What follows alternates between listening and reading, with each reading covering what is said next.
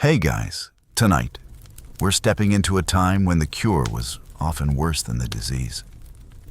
You're lying in bed, maybe you've got a sore throat or a weird stomach ache, and instead of reaching for some tea or Tylenol, someone hands you a rusty knife and tells you the problem is too much blood. That's right. You're about to be bled. On purpose. Welcome to ancient medicine, where the vibe was less healing energy and more. Let's see what happens when we stab this part of you. So before you get comfortable, take a moment to like the video and subscribe, but only if you genuinely enjoy what I do here. Drop your location and local time in the comments so we can all see who else is dozing off into this madness from across the globe. Now dim the lights, maybe turn on a fan for that soft background hum, and let's ease into tonight's journey together. You wake up with a fever in the ancient world, and someone's already boiling water, not for tea, but to sanitize the blade they're going to jab into your arm. Bloodletting wasn't a last resort. It was the go-to. Mesopotamians believed that illness came from malevolent spirits clogging up the body's channels, and blood was one way to get them out. Fast forward to the Greeks, and it gets more science-y, kind of. Hippocrates, the guy we now credit with the Hippocratic Oath, believed the body ran on 4 humors: blood phlegm, black bile, and yellow bile. Feeling off? One of those must be out of balance. Guess which one they targeted most? Yep, blood. Galen, the Roman doctor, who basically ran with Hippocrates' ideas, wrote entire volumes on how and where to open a vein, depending on the ailment. Headache behind the ears. Spleen pain, inner elbow. Nosebleed. Weirdly, also the elbow. You'd be sitting in a wooden chair, pale as a ghost, while a man in a robe explained that your energy was too hot and moist. So they'd slice you open a bit, just enough to fill a bowl and wait. If you fainted, that was good. Meant the bad stuff was really leaving. If you didn't more blood, still got a fever, try the other arm. Historians still argue whether this was just a placebo ritual or if some rare benefit actually came from controlled bleeding. In a few strange cases, like high blood pressure or certain infections, reducing blood volume might have had temporary effects. But mostly it made people weaker, slower to recover, and more likely to die from what was likely just a mild infection to begin with. Still, this wasn't a one-culture thing. The Chinese did it. The Indians did it. Even medieval monks were like, it's Wednesday time to drain Jeffrey again. They had weekly schedules for bloodletting, complete with star charts to tell you which vein to open on which day. Aries in the moon, slice the thigh. Mars ascendant, go for the forehead vein. Yes, that was a thing. But the weirdest part, people paid for this. Rich nobles terrified of disease would schedule regular bleedings like spa days. It became fashionable. You'd walk into a room with velvet drapes, sit in a leather chair, and sip wine while your doctor gently sliced into your ankle. You know. For balance. Oh, and leeches. We can't forget those slippery little freeloaders. When the knife felt too crude, or when a delicate area needed attention, doctors would reach for a jar of hungry leeches. Just pop a few onto your eyelids, or your gums, or your other places, and let nature take its course. The leeches did what they do best, sucked and drooled, and once they fell off, you'd get a pat on the back and probably pass out. Here's the fringe bit. Some medieval doctors believed the blood closest to the skin was bad blood, while the deeper stuff was pure. So they'd bleed you slowly over time, taking just a bit like you were a wine cask being tapped at a village feast. That's not disturbing at all, right? One text from the 12th century advised bloodletting as a cure for everything, from toothaches to forgetfulness. Can't remember your prayers, open a vein. Ate too much lamb, open too. Lost in love. let's open all of them and hope for the best. And if you're wondering, yes, children got the same treatment, even babies. One manual suggested that infants should be bled lightly in springtime to purge winter toxins, because nothing says new beginnings like pricking your newborn and watching them cry in confusion. You might be asking yourself, how did anyone survive? This short answer: a lot didn't. But when survival rates are already low and germs haven't been invented yet, people cling to whatever seems consistent. Bleeding had ritual, it had ceremony, and most importantly, it gave people a sense of control in a chaotic world. What's ironic is that doctors who refused to bleed were often accused of causing illness. If someone died unbled, their death was unnatural. It's like being accused of malpractice for not letting out a pint of your friend's knee fluid. By the way, yes, some believed joints had spiritual fluids that also needed draining. So, if your knee ached, grab the lancet. In some cases, bloodletting did seem to cure things, mainly because after being drained, patients would fall unconscious and stop complaining. Not exactly a win, but hey, ancient standards were flexible. There are stories of kings demanding bleeding when they felt stressed. No symptoms, just vibes. One scribe even recorded that a nobleman felt overly confident in speech and was prescribed bleeding from the tongue. Yup, the tongue. So next time you feel a little off, be grateful you don't live in 400 BCE with a fever and a neighbor who moonlights as a part-time barber surgeon. Because if you did, you'd be dripping into a bowl before lunch. And somehow they'd tell you it was good for you.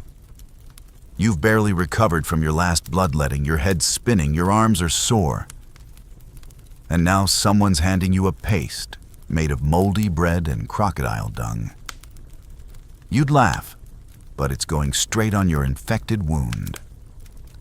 Welcome to ancient Egypt, where medicine was a dazzling mix of high genius and full-throttle absurdity.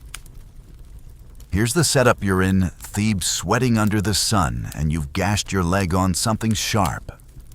Infection is setting in. There's no penicillin, no antiseptic, just a bearded man grinding ancient bread in a stone bowl and muttering to himself about the gods. Moldy bread, it turns out, wasn't the worst idea. In fact, it's oddly brilliant. Egyptians didn't know about penicillin, but they noticed that certain kinds of old bread helped wounds heal faster. So they just leaned into it. You're getting a bacterial remedy without even realizing it.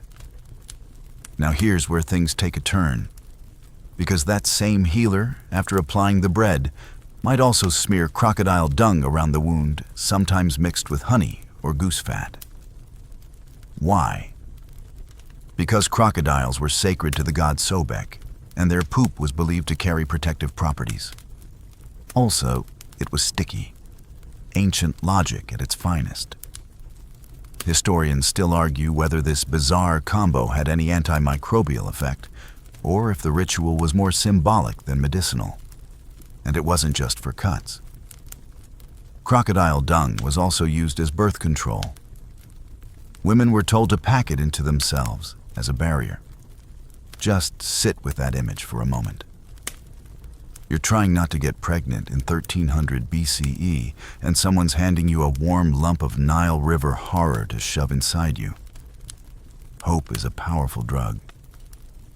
The Egyptians, to their credit, had some actual skills. They stitched wounds with linen thread, set broken bones with splints, and used honey as an antiseptic, which genuinely works. Honey creates a low moisture environment where bacteria can't thrive, so rubbing it on a cut wasn't just superstition. It was science, wrapped in religious flair. And flair they had. Every ailment came with its own incantation. Got a stomach ache, drink a potion of crushed beetles, and read a spell to the goddess Isis. Suffering from migraines, sniff powdered ostrich egg and chant the names of protective falcons. Doctors called Sunu had dual roles, part pharmacist, part priest. Sometimes they'd write prescriptions, sometimes they'd draw symbols on your chest and spit on them. You never really knew what you were going to get. One popular remedy for eye infections was a mix of malachite, yes, the green mineral, and sour milk. If your eyes weren't infected before, they definitely would be after. Yet people lined up for it, especially in temple clinics. The Temple of Kamambo even had carved reliefs of surgical tools. You could walk in pray to a crocodile god and walk out with a new salve made of goat liver and date wine. Feeling sick, yet one fringe tidbit that scholars debate is the use of fly paste. Some scrolls suggest Egyptian doctors would crush flies into a fine powder, mix them with oils, and apply the paste to inflamed skin.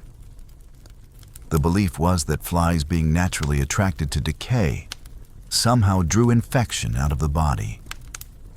That, or they just wanted to see what would happen. Who knows? Meanwhile, over in the world of dentistry, yes, they had it. You're having your rotten tooth drilled with a bowstring tool. No anesthesia, no numbing.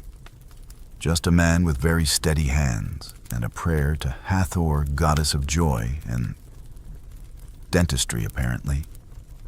Some skulls show evidence of packed cavities with linen or plant resin. Imagine biting into some hot bread and realizing your molar is stuffed with tree sap. And then there's birth. Then you're giving birth in a mud brick house while two women squat beside you and chant fertility hymns. They may burn herbs or draw protective circles on the floor. If things go wrong, a hippo-shaped amulet gets waved around.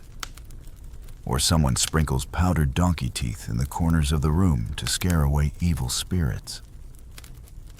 That's not metaphor. That's the actual plan. Despite all this, people trusted their healers. The Ebers Papyrus, one of the oldest medical texts we have, includes over 700 remedies, some wise, some completely unhinged. Remedies for everything from night ghosts to falling womb to bad breath from evil winds. Some of it is eerily close to modern treatments. Others involve lizard fat and the ashes of your enemy. Balance, I guess. You might be picturing all of this happening in dusty back rooms or tents, but many treatments took place in temples, in rooms with incense and soft chants echoing through sandstone walls. It felt sacred, because to the Egyptians, health wasn't just physical, it was spiritual alignment. Disease meant the gods were unhappy or your soul was out of tune. Fixing it meant blending herbs and holy words in just the right order. One wild debate that still floats around: did the Egyptians practice early forms of brain surgery? Some mummified skulls show signs of deliberate cranial cuts. Maybe they were trying to relieve pressure. Maybe they thought it let spirits out. Or maybe someone was just really curious about what was inside. Whatever the reason, the precision was impressive and kind of terrifying. So now you're patched up with moldy bread, crock dung, honey, maybe a pinch of powdered cattail, because yes, that was also a thing, and you're lying there under a linen sheet hoping to survive the night. Outside, the Nile flows like it always has. Inside, your leg is humming, your breath smells like goat wine, and you're wondering if that priest-doctor guy was serious about the Beatles. Sweet dreams. You're barely healed from the crocodile dung incident when your head starts pounding like full-on drumline behind your eyes.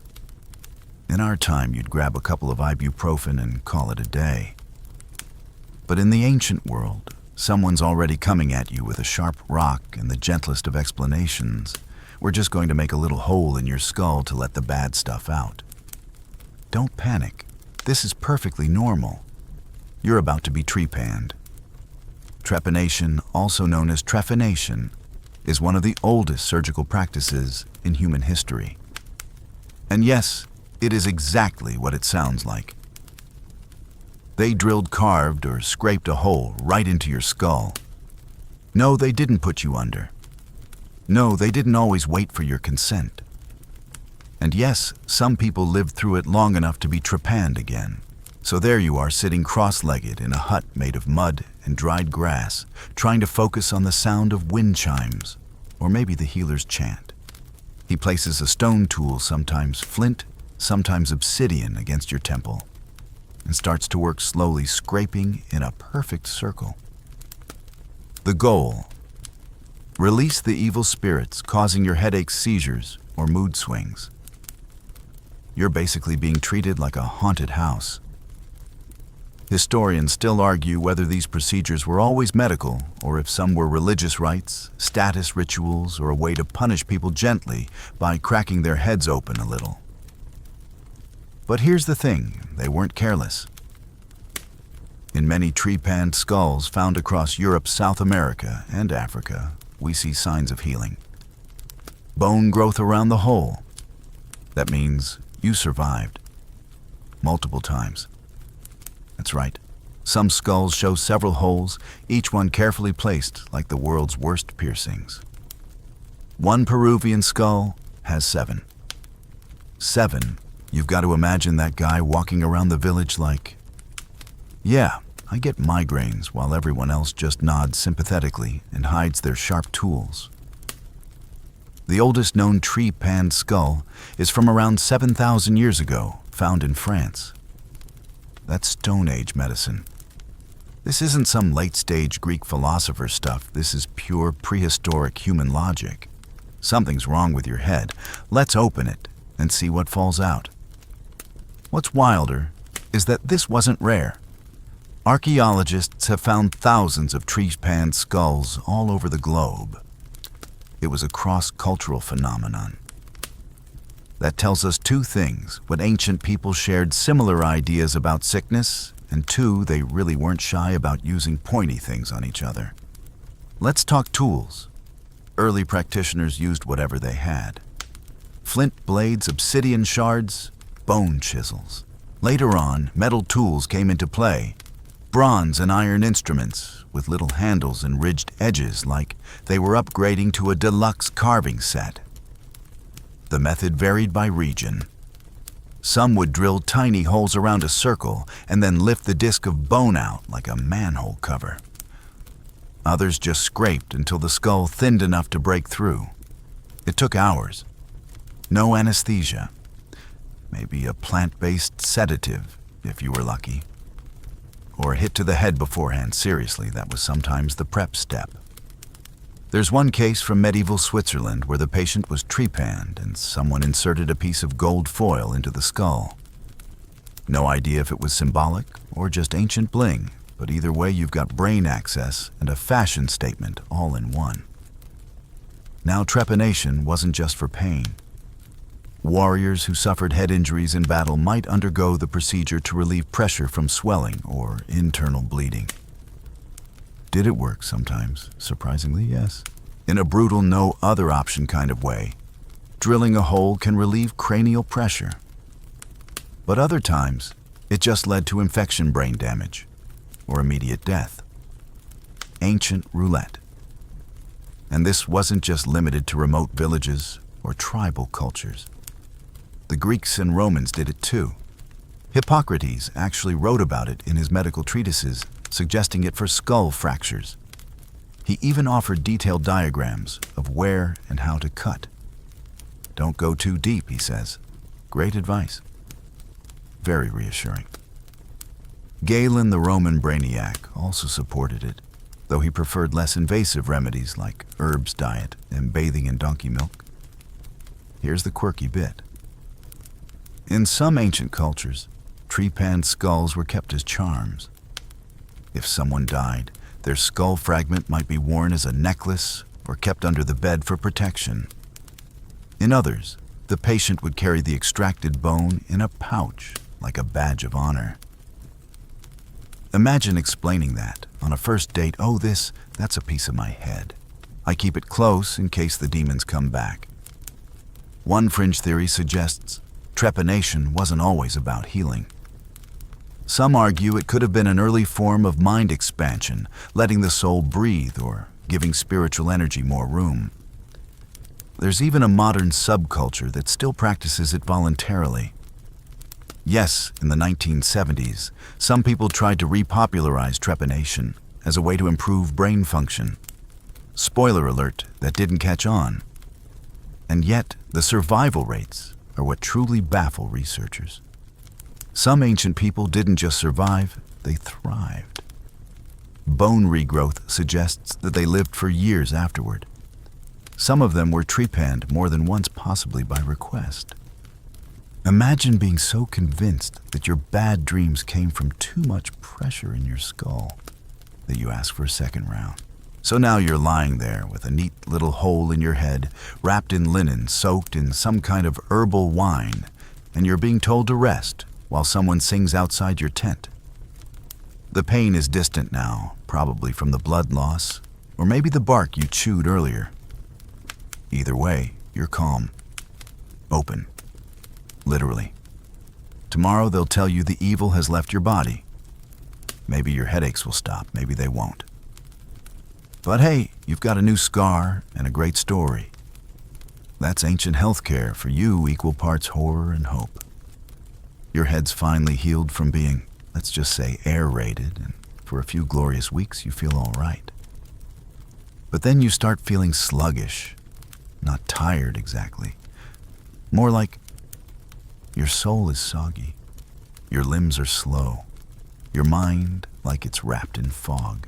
You try to explain it to your healer, and without blinking they hand you a root that looks suspiciously like a tiny man, eyes wide, limbs curled. Chew this, they say, but not too fast. It screams. Ah yes, the screaming plant. Welcome to the world of mandrake. In ancient Greece and across medieval Europe, mandrake root was used as an anesthetic, a sedative, and according to some, a portal to spiritual realms. But the real headline? People thought it screamed when uprooted, like actual blood-curdling, soul-damning shrieks. Legend warned that if you heard it, you'd drop dead on the spot. So how did they harvest it? Easy. You tie the root to a dog, turn your back, and have the dog pull it out. If the dog died instead of you, success. Very ethical. Completely chill. Once harvested, this gnarly-looking root could be chopped, steeped in wine, or even worn as a necklace to attract love. You're drinking it now, hoping it clears the fog in your mind. It won't. But it will make you hallucinate foam a little at the mouth and see stars dancing on the ceiling of your hut. Progress mandrake wasn't alone. You might also be prescribed henbane belladonna or Jimson weed, all plants that sit somewhere between medicine and poison, depending on the dose and the guesswork. Some of these concoctions could knock you out for surgery. Others might make you think your goat is reciting poetry. It was always a gamble. But if you're feeling really drained, like time itself is aging you faster than it should, there's another option. And it's so wildly optimistic, it almost feels sweet until you hear the details. You see, in the early 20th century, a scientist named Serge Voronoff believed aging was caused by your glands drying up. So what did he do? He started transplanting monkey testicles into humans. Yes, that is real. And it's even more popular than you think. Voronoff would take bits of monkey glands, usually testicular tissue, and surgically insert them into men who felt, let's say, a little less virile than before. He claimed it rejuvenated strength, libido, even intelligence. Hundreds of patients lined up. It wasn't just old men either. Politicians, writers, even royalty. All asking for a little simian spark. Historians still argue whether this was pure placebo quackery or early endocrinology gone completely bananas. No pun intended. Some argue that fragments of hormone science did emerge from this madness. Others say it was a circus of delusion. Either way, for a time, monkey gland therapy was all the rage. It made headlines. It made fortunes. And it made people very, very confused. And then there's theriac. If monkey bits aren't your speed, maybe you'd prefer a thick, spicy paste made from dozens of ingredients. Opium, cinnamon, snake flesh, myrrh, you name it. Originally cooked up by the Greeks and perfected by the Romans, theriac was considered the ultimate cure-all. You smear it on wounds, you swallow it daily, you probably gag. But it was so legendary that kings traveled with their own private theriac stash. You're spooning it into your mouth now. It burns. It numbs your tongue. It maybe makes your left eye twitch. But you feel something, and in ancient medicine, feeling something was often mistaken for healing. By the Middle Ages, theriac formulas ballooned to 60+ ingredients. Some versions had bits of dried viper, crushed emeralds, or even beaver scent glands, because apparently musk was medicinal. Apothecaries treated their recipes like sacred texts, and the process to make a batch could take months. One French apothecary was required to make it in public, so the townsfolk could witness every blessed step. If anything looked shady, the whole thing was tossed out.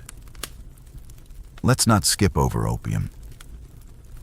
It wasn't just a recreational problem in ancient times. It was a staple in the medicine cabinet. Greeks, Romans, Persians all used it liberally to treat coughs, insomnia, diarrhea, heartbreak. You name it. You're given a little poppy syrup to help you sleep. It works beautifully, but now you're taking it every night. Just a bit. Just enough. This is fine, right? One Greek physician, Dioscorides, wrote pages and pages about plants and remedies. His pharmacopoeia included opium, of course, but also myrrh aloe and a mystery extract called dragon's blood. We still don't know what that was. A tree sap, a burned lizard, the literal tears of a mythical creature. No one agrees. But it was red sticky and rubbed on everything from ulcers to heartbreak. Speaking of heartbreak, one fringe remedy involved the grinding up dried wolf hearts and adding them to wine. If you were unlucky in love, the idea was that consuming a predator's courage would steady your spirit. Romantic and disgusting. Perfect. The deeper truth here is that ancient medicine wasn't always about curing symptoms. It was about giving meaning to the pain. If you felt weak, you didn't just need vitamins, you needed vitality, fire, courage. So the remedies were symbolic. A lion's paw for bravery, a wild root for vision, a monkey gland for youth, whether it worked. Well, that wasn't always the point. So now you're drifting off again. Your breath smells like cinnamon and old animal parts. Your pulse is slow. Your dreams full of gods and glowing plants, and maybe a monkey whispering secrets in your ear. Another night, another experiment. And in the ancient world that was just Tuesday. You wake up the next morning groggy, maybe from the opium, maybe from the theriac, or maybe from the sheer psychic weight of knowing there's a monkey part inside you now. Either way, you're dizzy, you're confused, and someone's rattling a charm over your head while muttering in a language you don't understand. You open your mouth to ask what's going on, and that's when the doctor starts yelling at a demon. Yes, apparently your cold is a spiritual problem now. In ancient Babylon, Assyria, and large parts of early Judea, the lines between doctor, priest, and full-time ghost negotiator were incredibly blurry. You weren't just physically ill, you were cosmically out of balance. If your stomach hurt, it might be worms, or it might be that you offended a minor river spirit 3 weeks ago while relieving yourself near a sacred bush. Either way, someone's drawing a chalk circle and lighting incense. The role of healer often included warding off curses, appeasing angry deities, and driving out invisible entities that had taken up residence in your spleen. Texts like the Diagnostic Handbook from ancient Mesopotamia list dozens of symptoms, each paired with spiritual causes and magical cures. One entry literally suggests that if your right eye twitches and your left foot goes numb, it means a ghost of the drowned is angry with your house. Logical. And the treatment a blend of medicine and theater. You might be given a herbal poultice, yes, but also be instructed to bury a chicken bone under your threshold sleep with a clay amulet tied to your neck and chant a protection hymn 3 times before sunrise. If none of that works, your healer might call in an ashipu, a specialist in ritual and incantation, who could diagnose the specific type of spirit inside you. You're essentially being treated by someone who moonlights as both therapist and ghostbuster. Historians still debate whether these ceremonies were literal beliefs or elaborate psychological comfort systems. It's possible ancient patients knew they weren't really possessed, but the ritual gave them a sense of meaning, a way to process suffering, and maybe a comforting placebo. Or maybe they fully believed that demons could live in your liver. Honestly, given what livers do, it's not the worst guess. Some ancient rituals were truly cinematic. One involved creating a wax figure of the demon and melting it in fire while chanting its name backward. Others required spitting into a bowl, drawing protective symbols with saffron, or writing curses on parchment and feeding them to goats. You know, just in case the goat could digest your pain better than you could. And don't assume this was only happening in the ancient Near East. Across the globe, medicine and magic walked hand in hand. In early African kingdoms, healers might combine plant-based remedies with drumming and trance dances designed to chase spirits out through sweat. In ancient Israel, the Talmud describes various cures that blend prayer ritual and herbology. One cure for a toothache was to sit at a crossroads, holding a dead fox while someone whispered ancient words in your ear.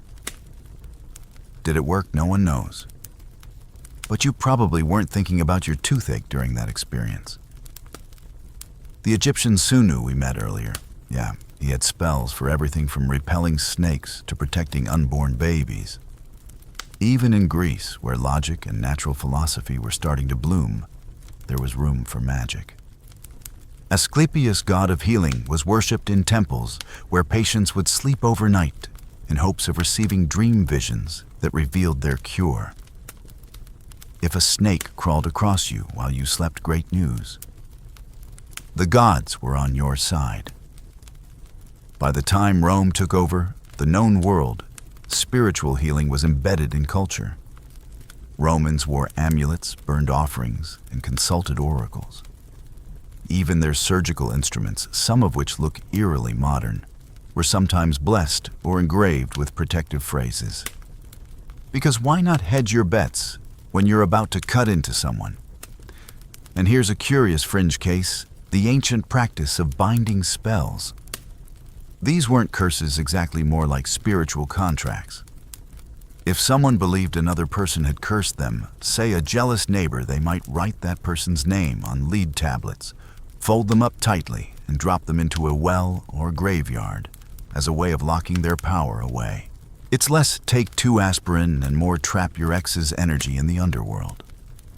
Therapeutic in its own way. There's even evidence that early Jewish mystics performed exorcisms using bowls. Not with bowls in them. They'd inscribe magical texts around the inside of ceramic bowls, then place them upside down in homes as traps for spirits. If the writing stayed clean and dry, the ghost was believed to be imprisoned beneath it.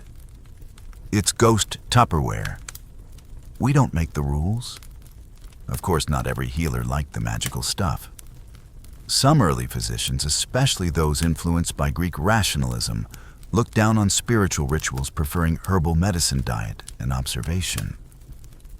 But even those guys had a soft spot for astrology. Many treatments were timed with moon phases or planetary alignments. Your bile was acting up. Wait until Jupiter exits Aries. Your stomach hurts. That's Mercury's fault. It was horoscopes meets healthcare. So here you are, sipping a tea made from crushed beetles and blessed water, while a priest doctor walks counterclockwise around your bed, muttering in Sumerian. You're holding a stone shaped like a frog. There's a bird feather under your pillow.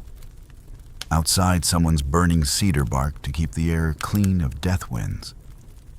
Do you feel better? Hard to say.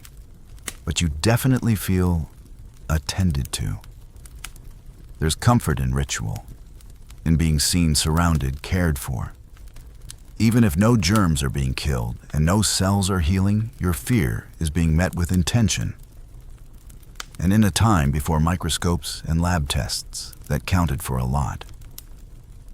So sleep now, half believing that your illness is gone, or at least that it's been bargained with.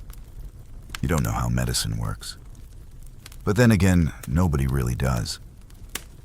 You open your eyes, and before you can say a word, someone hands you a tiny clay cup filled with warm goat urine. Not tea, not wine. Goat pee. And they're watching you closely like this is a perfectly normal Tuesday morning thing. You look down confused. They nod. Just take a sip, they say. We need to know what's wrong with you.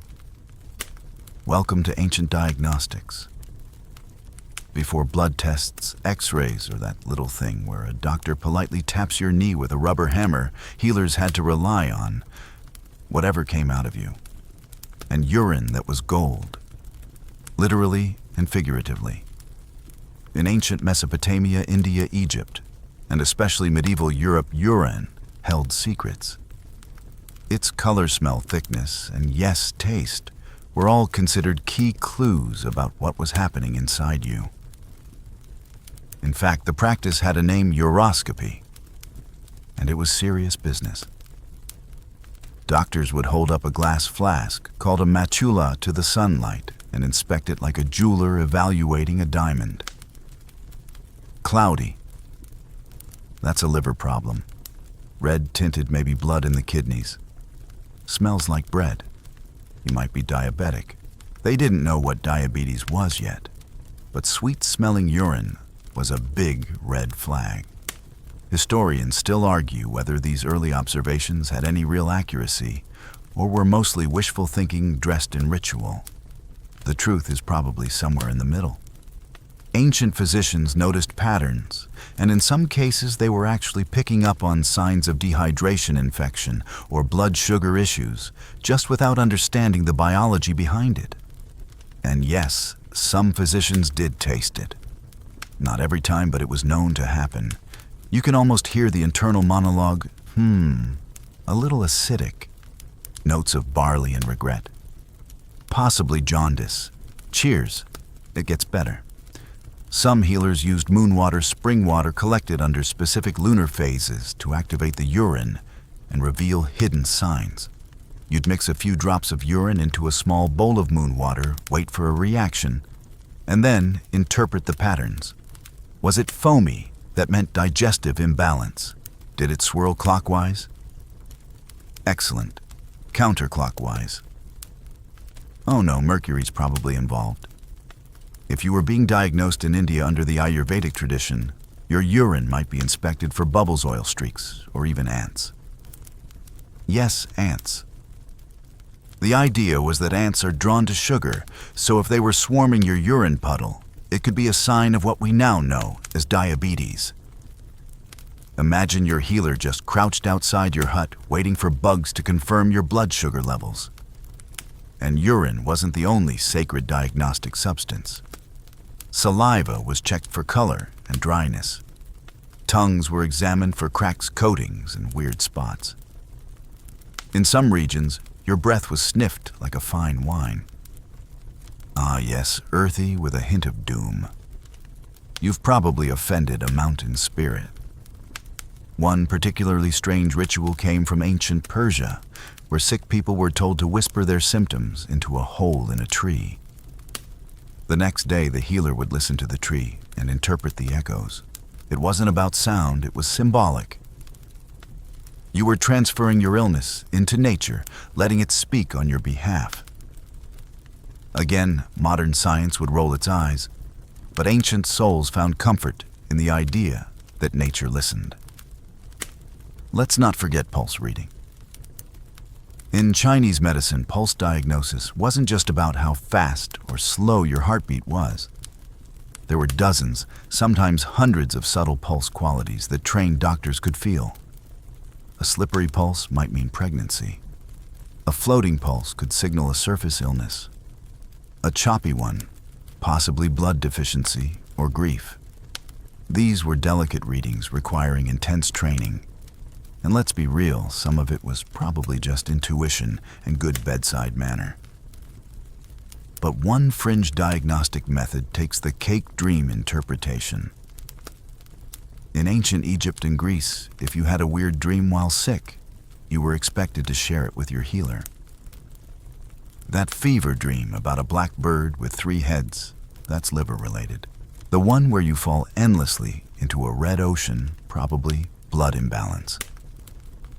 Temples like those of Asclepius even offered sleep therapy patients would lie down on sacred mats, dream, and then get their dreams read by priest doctors the next day.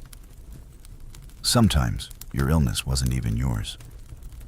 You were just caught in the crossfire of cosmic energy. One Babylonian tablet explains that a person's sickness might be the result of a friend's misdeeds, sort of like spiritual secondhand smoke.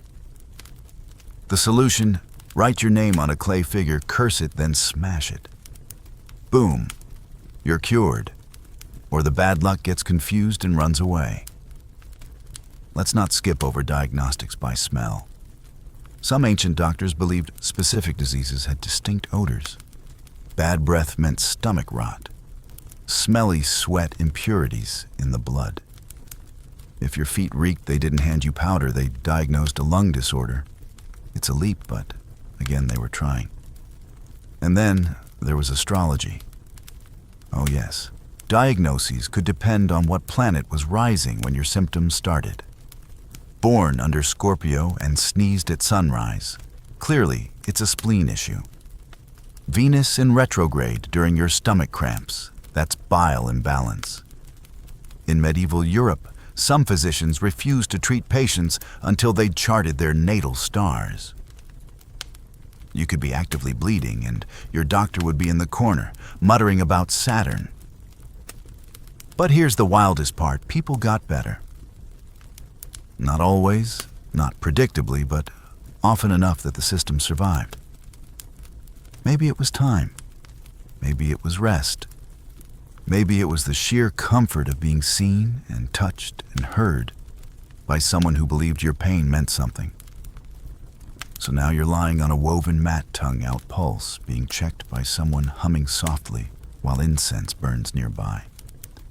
There's a clay bowl of your urine glowing faintly in the moonlight, and ants are crawling suspiciously close.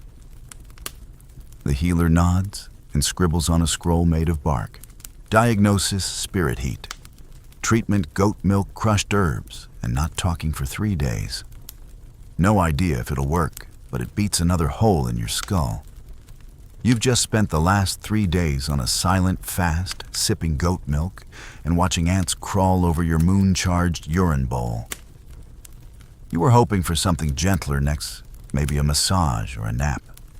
But no, today's treatment involves sawdust honey and the paste of dead mice.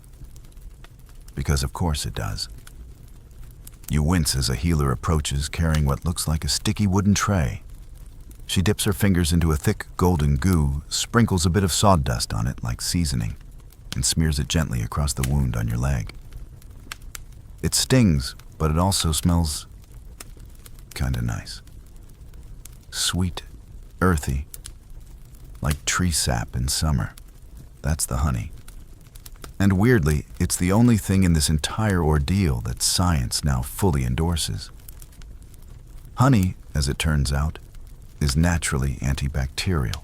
Ancient Egyptians, Greeks, and Chinese physicians all used it to treat wounds, and modern medicine confirms it prevents infection, promotes healing, and keeps tissue moist. The sawdust, though, not so much. It was probably meant to absorb fluid, but it didn't help much beyond turning your leg into a carpenter's workbench. And then there's the mouse paste. You're not hallucinating. In ancient Egypt, Rome, and even early England, crushed mouse whole or partial was considered medicinal. You've got to boil mouse paste. Earache warm mashed rodent in your ear. Tooth pain yep, gnawed mouse marrow on the gums. The logic mice were small, fast, hard to kill, so some thought their essence could chase away illness. Historians still argue whether this was symbolic superstitious or just a desperate shot in the dark. Either way, you've now got a rodent smoothie smeared somewhere on your body and a healer telling you not to move until the sun sets. Healing, baby. And let's not forget battlefield medicine.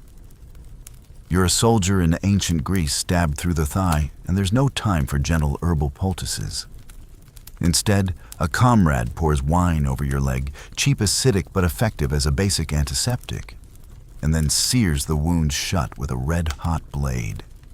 Cauterization, the ancient version of, we don't have Band-Aids, so we'll just burn it closed. If you're lucky, someone might smear honey on afterward, maybe wrap the whole mess in linen and tie a sacred charm around your ankle.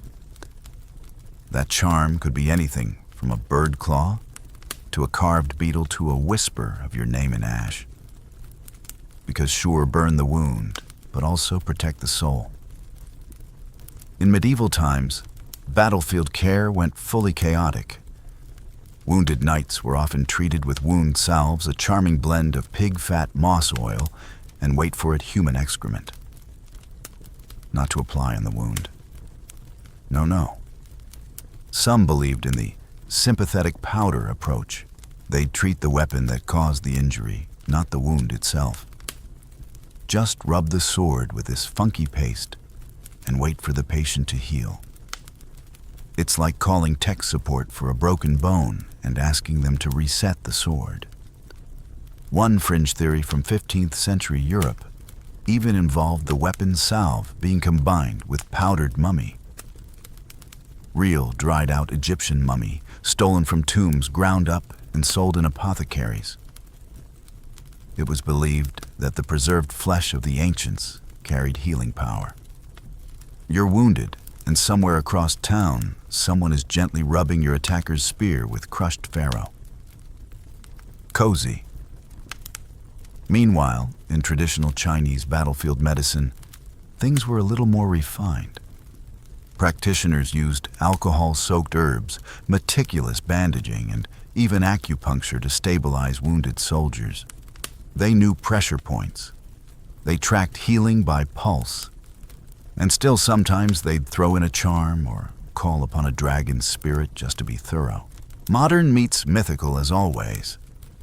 And if you're dealing with broken bones, that's a whole different circus. Ancient Indian texts, like the Sushruta Samhita, describe detailed methods for setting fractures using bamboo splints, soaked cloth, and herbal compresses. Sometimes bones were aligned with the help of heated metal rods and tension straps. Not pleasant, but often effective, at least more effective than pray it realigns while you sleep. But the real horror show was gangrene. If tissue started turning black and rotting, there weren't a lot of options. Your best bet was amputation done fast without anesthesia, and ideally with a strong person holding you down. No scalpels here, just a saw, and maybe a wooden spoon to bite. You might be lucky enough to be sedated with poppy syrup or knocked out cold with a hit to the temple. But if not, welcome to the worst 5 minutes of your life. Afterward, your stump might be sealed with boiling oil or wrapped in a poultice of egg whites and crushed herbs. In some cases, leeches were added to draw out the rot. Because nothing says recovery like adding a few bloodsuckers to your freshly removed leg. Let's not forget dental care. Got a rotten tooth? There's no drilling, no filling. Just a man with a pair of tongs, a foot in your chest, and zero hesitation. He yanks. You scream. everyone claps. Sometimes they'd stuff the hole with wool soaked in vinegar. Other times hot iron was pressed to the root, just to sterilize it. And yet ancient dentists weren't always butchers. The Etruscans made gold dental bridges. Egyptians carved ivory tooth replacements. Mayans filled cavities with jade and turquoise. Your breath might have smelled like a compost pile, but your smile low-key dazzling. So here you are, partially singed, slightly mummified, sticky with honey, and probably missing a tooth, but somehow you're still alive. You're starting to realize ancient medicine wasn't just about healing. It was about trying everything all at once. Some of it worked, some of it didn't. But you always left feeling like something important had happened, something human. And that, oddly enough, might have been the most medicinal thing of all. You're starting to think maybe you've seen it all. Your leg's been honeyed, your skull's been opened, your organs have been spiritually judged. But then, just as you sit down to rest, you're ushered into a Roman bathhouse and told to take a seat.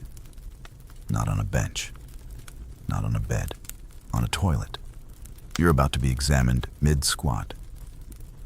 Welcome to Roman medicine. First things first, Rome had structure, systems, protocols. You're not in a tent with smoke and goat bones anymore. You're in a stone building surrounded by marble statues and echoing footsteps. The air smells like oil steam and a bit of human funk. Someone hands you a sponge on a stick. That's your toilet paper. And no, it's not new. Sanitation was technically advanced. Public toilets flowed with running water. Aqueducts delivered clean water into fountains and homes. Baths were a daily ritual. But hygiene wasn't exactly personal. You shared sponges, you bathed with strangers, and your bodily functions were, well, community events. So here you are, trying to go in peace, when a physician walks in and asks how your digestion's been. He means, well, Roman medicine often started with the gut. The idea was simple. If your stomach's off, your whole system's off. So yes, they might literally observe your output before making a diagnosis. And then comes the questioning. Roman doctors were nothing if not thorough. You're asked about your last meal, your sleep habits, your dreams, even your bowel noises. Flatulence. That's a symptom. Burping too much, definitely a problem. One physician even claimed that laughter, when done excessively, caused internal shaking and prescribed boiled cabbage as a remedy. Still, there's actual science here. Romans took from Greek, thought particularly the teachings of Hippocrates and Galen. The four humors, blood, phlegm, yellow bile, black bile, still ruled the day. But Roman physicians also had surgical tools, textbooks, and experience. Army doctors, for instance, were surprisingly skilled. Battlefield care involved stitches, amputations, even cauterization done quickly and efficiently. If you were a wounded soldier, you'd actually want to be near a Roman medicus. But don't get too comfy. Some of their treatments veered straight into the bizarre. Got a sore throat? Try drinking warm owl broth. Insomnia? Smear roasted dormouse fat on your eyelids. Feeling weak? Mix boiled radish with fermented fish sauce and sniff it like perfume. And if none of that worked, there was always the fallback. Take a laxative and pray to Asclepius. Asclepius, the Greek god of medicine, was still worshipped across the Roman world. His temples, called Asclepiae, functioned like early hospitals. Patients would sleep overnight inside, hoping for healing dreams. Priests would interpret the visions, prescribe a remedy, and send you on your way. Sometimes, snakes were involved, sacred ones, slithering around the temple floor. If one touched you while you slept, it was considered a divine sign. You, however, probably just screamed.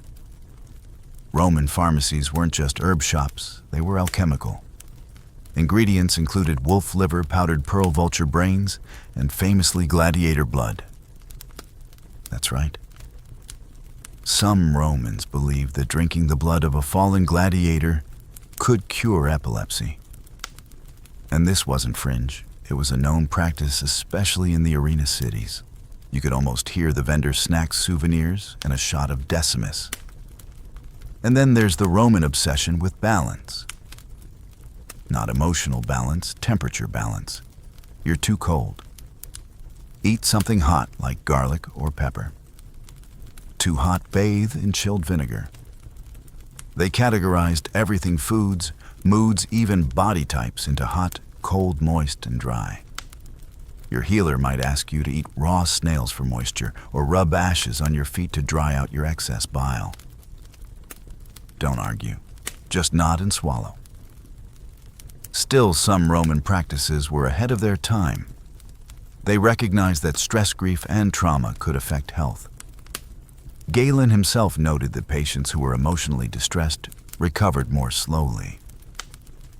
One Roman healer prescribed poetry and music to a young woman with wandering sadness. Others suggested travel laughter and bathing in mineral springs. Let's talk about the springs. You've never truly bathed until you've been dipped in sulfur water while two attendants slap your back with olive oil-soaked branches. It's part massage, part exfoliation, part exorcism. You emerge glowing, coughing, and slightly dizzy. 10 out of 10 would bathe again. Of course, privacy wasn't a thing. In Roman culture, the body wasn't taboo, it was public. Your exam might happen in the open with a friend casually watching while eating grapes. And female patients, most doctors were male, so women often relied on midwives or elder healers. These women knew their stuff: childbirth, herbal contraception, postnatal care. But their knowledge wasn't always written down, just passed quietly from one hand to the next. One fringe detail urine analysis was big in Rome too, but some doctors would use wine instead of moon water. They'd mix a patient's urine with wine and look for how it curdled.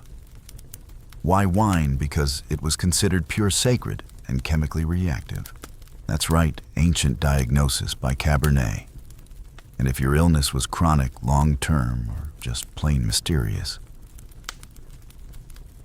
that's when the curiosities came out. One recipe for general weakness included crushed rubies, saffron, and ground-up deer antler. Another prescribed wrapping yourself in wet papyrus and sleeping in a temple doorway. And if nothing worked well, there was always a pilgrimage, or an offering to the gods, or a particularly bitter herbal paste that would at least keep you quiet for a while. So here you are again, sitting on a stone bench, sipping warm vinegar tea, smelling faintly of sulfur owl grease and ambition. A Roman healer tells you your humors are only mildly unbalanced, which is basically a clean bill of health. You smile weakly. Your breath smells like dormouse. But your stomach has stopped cramping. Maybe it was the radish. Maybe it was the bloodletting. Maybe it was just time. But in this vast empire of scrolls and sewers, marble and mystery, you feel not well exactly, but alive. You've had just enough Roman weirdness to last a lifetime, and now you find yourself somewhere entirely different. The air is warm but crisp, perfumed with crushed leaves and burning sandalwood. You're sitting cross-legged in a bamboo-walled room, and across from you, a healer presses 2 fingers to your wrist and closes his eyes. No tools, no questions, just stillness. This is Chinese medicine, and it's a whole new level of strange genius. Your pulse apparently is saying a lot. Not just fast or slow, but slippery, thready, deep flooding. The practitioner nods, adjusts his robe, and announces with absolute certainty that your qi is blocked. Qi, you learn, is your life force, your inner river of energy. And right now, it's not flowing right. Could be grief. Could be a wind imbalance. Maybe dampness has settled in your spleen. You nod, even though you don't totally follow, because it sounds serious and poetic. He writes something down. You assume it's a prescription. It's not. It's a map of your back. Because next you're getting acupuncture. You lie face down as slender needles are inserted into specific points. Some you expected shoulders, lower back. Others you absolutely did not, ankle, earlobe, the top of your head. Each insertion is followed by a tap, a twist, or a tiny jolt of heat. You flinch once, but the pain is minimal. Strange thing is, after a few minutes, your body starts humming. Not literally. Just tingling in a weirdly satisfying way. You feel like a human heart being gently tuned. Acupuncture wasn't just guesswork, it was mapped. Thousands of points each, with a name, a purpose, a function. One spot might be for digestion, another for grief.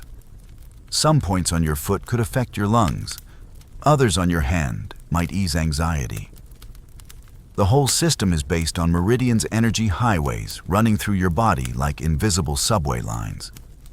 Block one, and symptoms appear. Clear it, and harmony returns. Historians still argue whether acupuncture's effects are energetic, neurological, or just really good placebo. But modern science agrees on one thing: it often works. Studies show that acupuncture can reduce pain, improve sleep, and lower stress. Whatever it's doing, your body likes it. And right now, lying there with needles like antennae poking out of you, you feel still. Like someone finally turned down the static inside your head. After the session, the healer places small glass cups on your back and lights a candle inside each one, then quickly snuffs the flame and sticks the cup down. Cupping therapy. It sucks your skin up like little pink domes. It looks horrifying, feels odd, and leaves circular bruises that scream, "I did something weird this weekend." But surprisingly, it feels relaxing, like your muscles are being gently lifted.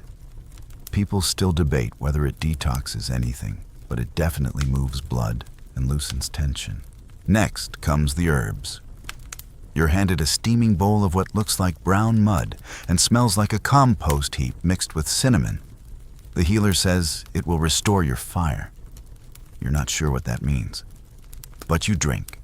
It's bitter, deeply bitter, like drinking a tree's secrets. But there's a warmth to it, a fullness, somewhere between nausea and enlightenment. Chinese herbal medicine is its own galaxy. Ginseng for energy, licorice root to harmonize formulas, dried deer antler to boost yang, scorpion turtle shell tiger bone. Yes, actual tiger bone were once part of certain formulas, though many are now banned or replaced. Each herb has a temperature, a flavor, and a spiritual signature. It's not just chemistry, it's philosophy in a cup. And then there's moxibustion. The healer lights a bundle of mugwort near your skin, letting it smolder gently over acupuncture points. It smells like incense and burns like warm sunshine. The heat isn't random. It's targeted, meant to awaken sluggish energy and dry out dampness. Your spleen apparently is damp again. Happens to the best of us.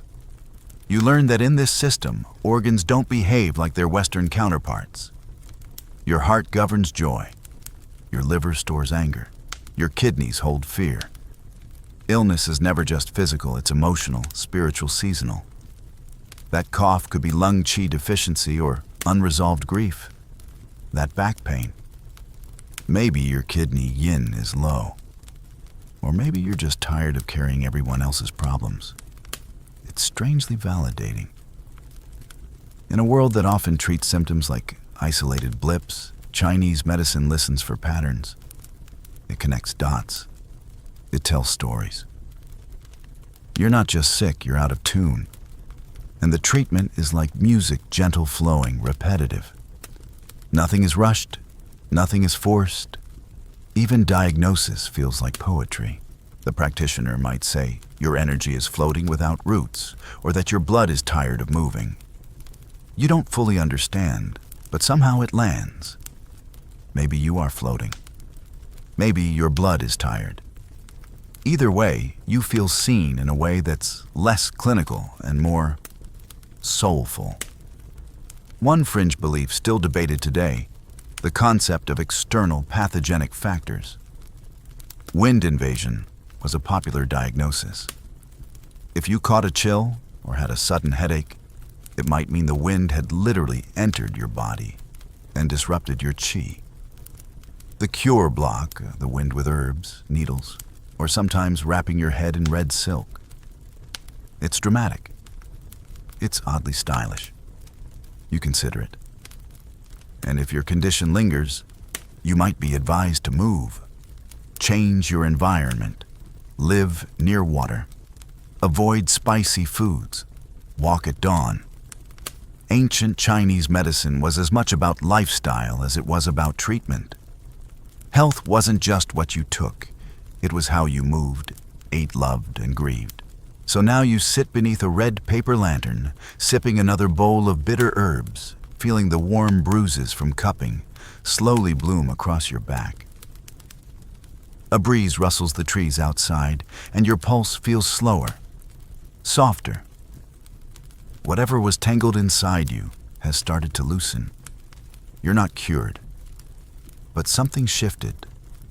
And maybe in a world where medicine once meant knives and screaming plants, this quiet attention, this listening to your body's poetry, feels like a miracle.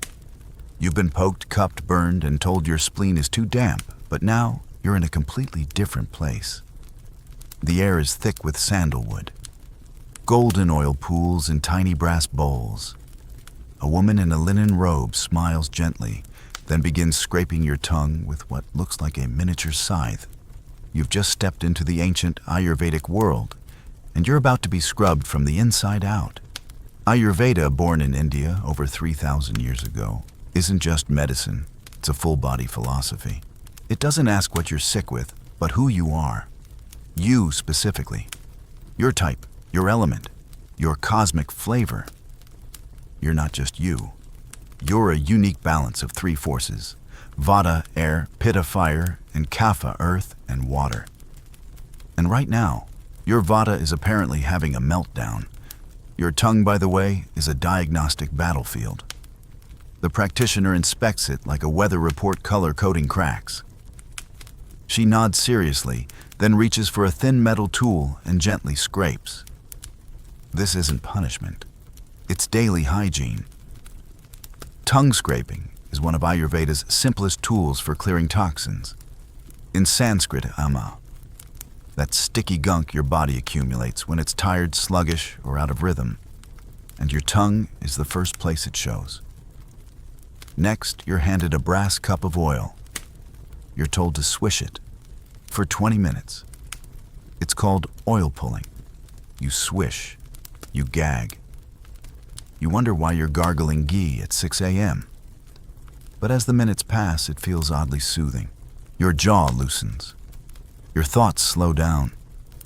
It's not a minty blast of freshness. It's something gentler, deeper. Ayurveda is full of practices like this. Strange at first. Then, grounding. Everything is meant to harmonize your doshas. When they're balanced, you're glowing. When they're not, digestive chaos, emotional eruptions, random crying in the bathhouse. Ayurveda sees all of it, body, mind, spirit, as connected. You're led to a low wooden table and asked to lie down. Warm sesame oil is poured in slow streams over your limbs. It feels like time is melting. This is Abhyanga therapeutic massage with medicated oils. But it's not just about relaxation. The oils are infused with herbs tailored to your dosha. They're supposed to penetrate 7 layers deep, dragging out all that built-up ama and emotional clutter that's been living in your knees since your last heartbreak. And then comes Shirodhara. A copper pot swings above your forehead, releasing a steady stream of warm oil directly onto your third eye. You think it's going to tickle, but it doesn't. It's hypnotic, like someone pressing the reset button on your brain. After a few minutes, You're not even thinking thoughts anymore. You're just floating in golden stillness.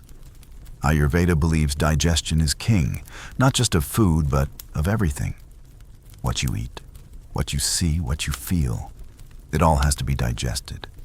If it's not toxins, imbalance, disease. So yes, your treatment includes a dietary overhaul. No ice water bad for digestion. No nightshades if you're a fiery pitta. Ginger tea before meals. Fennel after. You're told to eat in silence, chew mindfully, and stop before you're full. You smile, then immediately plan to ignore all of this, but it still makes you think. Ayurvedic meals are warm-spiced and colorful. Rice with ghee, lentils with turmeric, steamed vegetables sprinkled with cumin. Every ingredient has purpose. Every spice is medicine. You're not just feeding your body, you're stoking your digestive fire, your agni. And if your fire burns too low, you'll know. Hello, bloating. Hello, brain fog. Hello, emotional doom spiral. Herbs play a huge role too. Triphala for digestion, ashwagandha for stress, turmeric for inflammation, sandalwood paste for skin. You're handed little bronze jars filled with mysterious powders and told to mix them with honey. One of them smells like toasted dirt. Another tastes like peppery tree bark. You don't love it. But you feel cleaner somehow, like your organs just had a shower. And don't forget nasha, oiling the nose. You lie back and drops of warm medicated oil are dripped into your nostrils. At first it burns. Then it opens up your sinuses like they've been hiding secrets. The theory: the nose is the doorway to the brain. Keep it clear and the mind stays sharp. Clog it and confusion takes root. One fringe practice involves placing drops of herbal ghee into the eyes. Yes, the eyes. To soothe them, to cool the mind, and to help see clearly on every level. Your vision may be blurry for a bit, but the experience is bizarrely emotional. It's like you've been looking through fog and suddenly the lens is wiped clean. Ayurveda doesn't stop at physical treatments. You're asked about your childhood, your relationships, your fears. Emotional pain, according to this system, nests in the body like dust in corners. If your lower back hurts, maybe you're carrying too much responsibility. If your throat is tight, maybe you're not speaking your truth. It's gentle, deep, and more than a little unsettling. Some historians argue that Ayurvedic concepts of doshas and elements are metaphorical, not literal, that they're ancient ways of explaining psychosomatic health. Others believe they represent early attempts at internal balance theory. Either way, it's sophisticated, and it's still practiced today by millions. Not as a relic, but as a living tradition. One quirky detail: golden tongue scrapers weren't just luxury items. They were status symbols. If you walked around with a glinting curved scraper on your belt, it meant you cared about your internal hygiene. Kind of like ancient floss, but fancier. And fun fact, Ayurvedic physicians were also astrologers. Your treatments might be adjusted based on the position of Jupiter, because digestion is serious, but so are the stars. So now you're lying on a cool marble floor head, wrapped in a cotton cloth soaked in rose water belly, full of ginger rice sinuses tingling from medicated oil, and a strange sense of alignment. Not perfection, not cured. Just a soft sense that something inside you has been acknowledged, that your body, mind, and spirit have been treated as one. And for a few quiet hours, that's more than enough. You've been poked, cupped, burned, and told your spleen is too damp, but now you're in a completely different place. The air is thick with sandalwood, golden oil pools in tiny brass bowls. A woman in a linen robe smiles gently, then begins scraping your tongue with what looks like a miniature scythe. You've just stepped into the ancient Ayurvedic world, and you're about to be scrubbed from the inside out. Ayurveda, born in India over 3,000 years ago, isn't just medicine. It's a full-body philosophy. It doesn't ask what you're sick with, but who you are. You specifically. Your type, your element, your cosmic flavor. You're not just you, you're a unique balance of three forces. Vata, air, pitta, fire, and kapha, earth and water. And right now, your Vata is apparently having a meltdown. Your tongue, by the way, is a diagnostic battlefield. The practitioner inspects it like a weather report color-coding cracks. She nods seriously, then reaches for a thin metal tool and gently scrapes. This isn't punishment. It's daily hygiene. Tongue scraping is one of Ayurveda's simplest tools for clearing toxins. In Sanskrit, me, that sticky gunk your body accumulates when it's tired, sluggish, or out of rhythm. And your tongue is the first place it shows. Next, you're handed a brass cup of oil. You're told to swish it. For 20 minutes. It's called oil pulling. You swish. You gag. You wonder why you're gargling ghee at 6 a.m. But as the minutes pass, it feels oddly soothing. Your jaw loosens. Your thoughts slow down.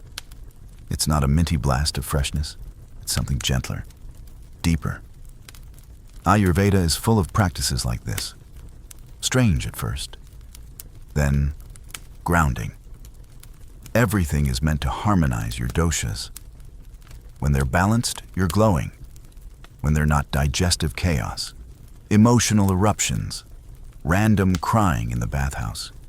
Ayurveda sees all of it, body, mind, spirit, as connected. You're led to a low wooden table and asked to lie down. Warm sesame oil is poured in slow streams over your limbs. It feels like time is melting. This is Abhyanga therapeutic massage with medicated oils. But it's not just about relaxation. The oils are infused with herbs tailored to your dosha. They're supposed to penetrate 7 layers deep, dragging out all that built-up ama and emotional clutter that's been living in your knees since your last heartbreak. And then comes Shirodhara. A copper pot swings above your forehead, releasing a steady stream of warm oil directly onto your third eye. You think it's going to tickle, but it doesn't. It's hypnotic, like someone pressing the reset button on your brain. After a few minutes, you're not even thinking thoughts anymore, you're just floating in golden stillness. Ayurveda believes digestion is king, not just of food, but of everything. What you eat, what you see, what you feel, it all has to be digested. If it's not, toxins, imbalance, disease. So yes, your treatment includes a dietary overhaul. No ice water, bad for digestion. No nightshades if you're a fiery pitta. Ginger tea before meals. Fennel after. You're told to eat in silence, chew mindfully, and stop before you're full. You smile, then immediately plan to ignore all of this, but it still makes you think. Ayurvedic meals are warm, spiced, and colorful. Rice with ghee, lentils with turmeric, steamed vegetables sprinkled with cumin. Every ingredient has purpose. Every spice is medicine. You're not just feeding your body, you're stoking your digestive fire, your agni. And if your fire burns too low, you'll know. Hello, bloating. Hello, brain fog. Hello, emotional doom spiral. Herbs play a huge role too. Triphala for digestion, ashwagandha for stress, turmeric for inflammation, sandalwood paste for skin. You're handed little bronze jars filled with mysterious powders and told to mix them with honey. One of them smells like toasted dirt. Another tastes like peppery tree bark. You don't love it, but you feel cleaner somehow, like your organs just had a shower. And don't forget nasya, oiling the nose. You lie back and drops of warm medicated oil are dripped into your nostrils. At first it burns. Then it opens up your sinuses like they've been hiding secrets. The theory, the nose, is the doorway to the brain. Keep it clear and the mind stays sharp. clog it, and confusion takes root. One fringe practice involves placing drops of herbal ghee into the eyes. Yes, the eyes. To soothe them, to cool the mind, and to help see clearly on every level. Your vision may be blurry for a bit, but the experience is bizarrely emotional. It's like you've been looking through fog and suddenly the lens is wiped clean. Ayurveda doesn't stop at physical treatments. You're asked about your childhood, your relationships, your fears. Emotional pain, according to this system, nests in the body like dust in corners. If your lower back hurts, maybe you're carrying too much responsibility. If your throat is tight, maybe you're not speaking your truth. It's gentle, deep, and more than a little unsettling. Some historians argue that Ayurvedic concepts of doshas and elements are metaphorical, not literal, that they're ancient ways of explaining psychosomatic health. Others believe they represent early attempts at internal balance theory. Either way, it's sophisticated, and it's still practiced today by millions, not as a relic, but as a living tradition. One quirky detail, golden tongue scrapers weren't just luxury items. They were status symbols. If you walked around with a glinting curved scraper on your belt, it meant you cared about your internal hygiene. Kind of like ancient floss, but fancier. And fun fact, Ayurvedic physicians were also astrologers. Your treatments might be adjusted based on the position of Jupiter, because digestion is serious, but so are the stars. So now you're lying on a cool marble floor, head wrapped in a cotton cloth, soaked in rose water belly full of ginger rice sinuses, tingling from medicated oil, and a strange sense of alignment. Not perfection, not cured. Just a soft sense that something inside you has been acknowledged, that your body, mind, and spirit have been treated as one. And for a few quiet hours, that's more than enough. You made it through plague potions and poultices. You've been bled, blessed, cupped, scraped, and spiritually dry cleaned. But just when you think you've hit the limits of ancient medicine, someone places their hand gently on your shoulder and says with quiet seriousness, "Your womb has wandered." You pause. You do not have a womb, but that doesn't seem to matter. Because in ancient Greek and medieval medical theory, the womb, or hystera, was practically a character of its own. It wandered, floated, climbed, caused choking seizures, mood swings, and sometimes full-body collapse. Hysteria came from this belief that a woman's uterus could literally travel up to her throat and block her airway if it felt ignored, underused, or mistreated. Romantic. The treatment, coaxing it back down. That might involve scented oils applied to the thighs, burning herbs near the groin, or strong-smelling substances waved under the nose. If it was floating too high, the idea was to lure it back to its proper place, like an emotional cat stuck in a tree. And it didn't stop with wombs. Ancient medicine had a knack for turning metaphors into symptoms. You're feeling sad. Your heart might be heavy with cold moisture. Got a headache. Your brain needs to sneeze. Yes, sneezing was considered a form of brain release. You were sometimes given pepper or special powders to induce it deliberately. Gesundheit, and you're healed. Greek medicine, especially from Hippocrates and Galen, was rich in these imaginative theories. The liver cried. The spleen sulked. The stomach held grudges. If your organs were a sitcom, ancient healers were the showrunners, trying to keep everyone on speaking terms. One fringe belief that still lingers in obscure texts, the idea that your bones could melt if you didn't eat enough salt. Patients with weakness or soft limbs were prescribed salted fish and sunbathing, because clearly your skeleton just needed seasoning and warmth. Even strangers, some healers thought the soul lived in the bones. Not the heart, not the brain, the bones. Which meant treating bone injuries wasn't just physical, it was spiritual. One Egyptian papyrus even recommended whispering healing chants directly into the open fracture. Imagine your doctor leaning in and murmuring lullabies into your tibia. And if you had a seizure in ancient Rome or Greece, it wasn't epilepsy. It was the sacred disease. Something divine had touched you, possessed you. Maybe the gods were angry. Maybe they were choosing you. Either way, treatment was complicated, half herbal, half spiritual, all deeply unsettling. By medieval times, this sacred demonic duality led to treatments that were, well, intense. Holy relics were placed on your chest. Church bells were rung over your bed. Sometimes priests would shout prayers directly at your body like they were scolding the illness out of you. And yet, even in the midst of all that, patients still found comfort that someone cared, that something could be done. Even if that something was tying a pigeon to your head to cool your fever. True story. The bird was thought to absorb the illness. The pigeon did not sign up for this. Let's not forget the ancient Roman method of writing your symptoms on a piece of paper, folding it neatly, and swallowing it with wine. This was supposed to symbolically digest the disease. If the paper came back up, it meant the illness was stubborn.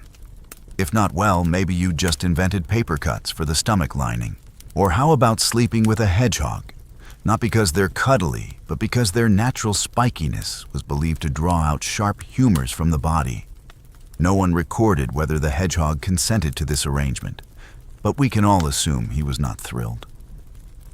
One bizarre but widespread idea was that fear itself could be a cure.